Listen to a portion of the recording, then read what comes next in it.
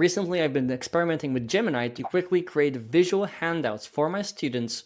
So go to Gemini Chat. Once you are in it, select Create Image and paste your prompt where you say create a visually appealing infographic handout based on the feedback. Here you have the feedback, not too much because then it will not fit or it will not be included on the handout. We want rather something simple, some kind of a summary that our students can look at and remember and go back to. You can also add your logo if you like there. It doesn't always work, but you can experiment with it.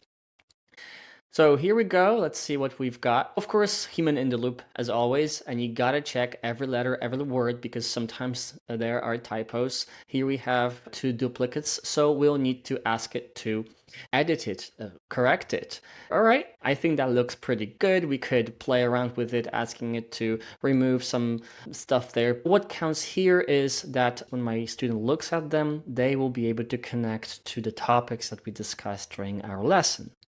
You could also go a little bit further and create yourself a gem like I have over here, and where you can specify what exactly you want AI to do, for example, the tone, what you want it to focus on. You can also attach the successful prompts that worked in the past in the knowledge section.